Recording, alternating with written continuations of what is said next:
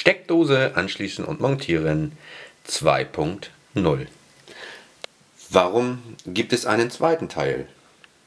Nun, mit dieser Steckdose und dem dazugehörigen Video fing alles an. Es hagelte Kritik und der Daumen ging mir ein paar Mal zu oft nach unten. Ich mag Kritik, gibt sie uns doch Anlass, an unserem Tun zu arbeiten. Doch einfach nur den Daumen nach unten zu halten, ohne es zu kommentieren, finde ich ein wenig schade. Letztendlich ist jeder YouTuber bemüht, euch zu unterhalten und mit Tipps weiterzuhelfen. Ich selbst habe noch nie bei irgendeinem Video den Daumen nach unten gehalten, weil ich um die Arbeit weiß, ein Video zu erstellen.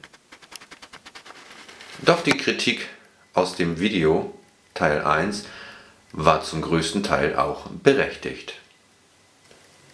Ich hatte mir überlegt, es rauszunehmen.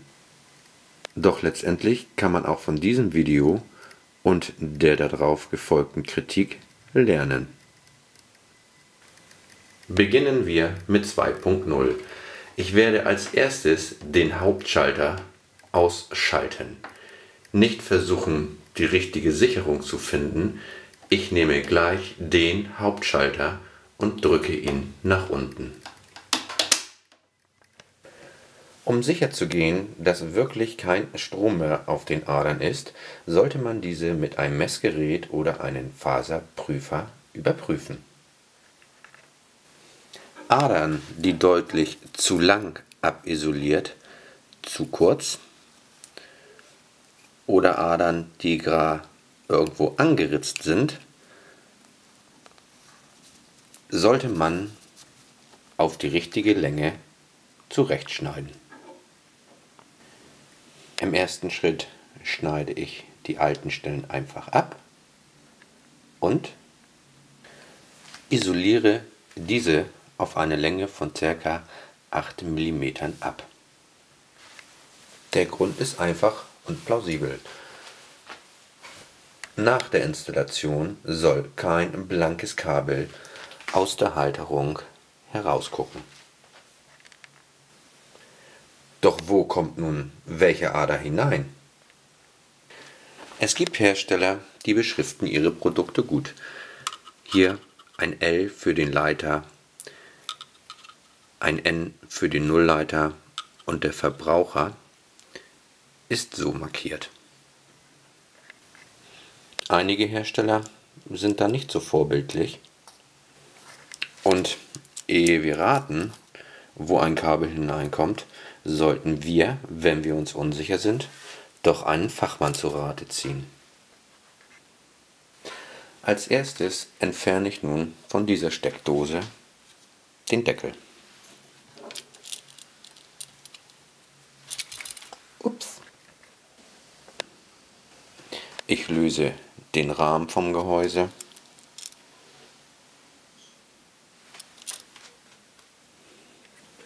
Und suche nun die entsprechenden Anschlussstellen für meine 3 Kabel. Das gelb-grüne Erdkabel wird bei dieser Steckdose am unteren Teil befestigt. Der blaue Nullleiter kommt an diese Position und der braune Leiter an diese.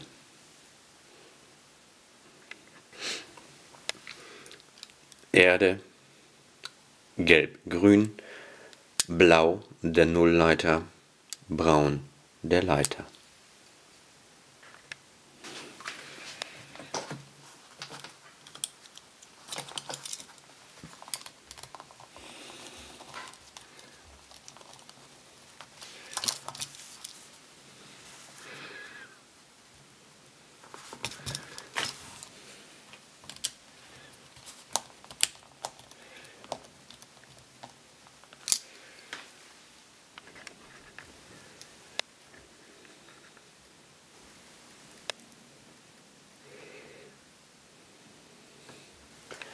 Die Kabel sind befestigt Und wir können nun mit der Wandmontage beginnen.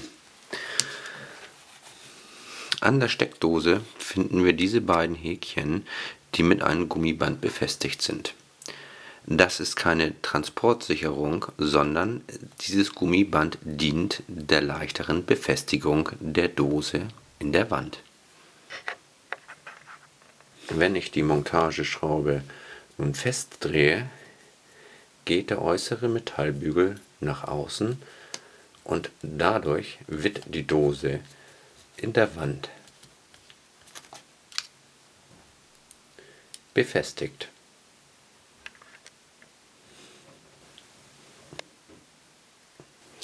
Sitzt dieses fest in der Wand, so kommt im nächsten Schritt wieder der Rahmen herauf.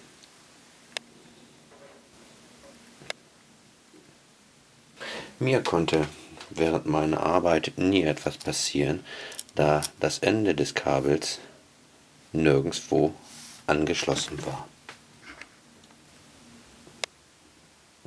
Erst nach der kompletten Wandmontage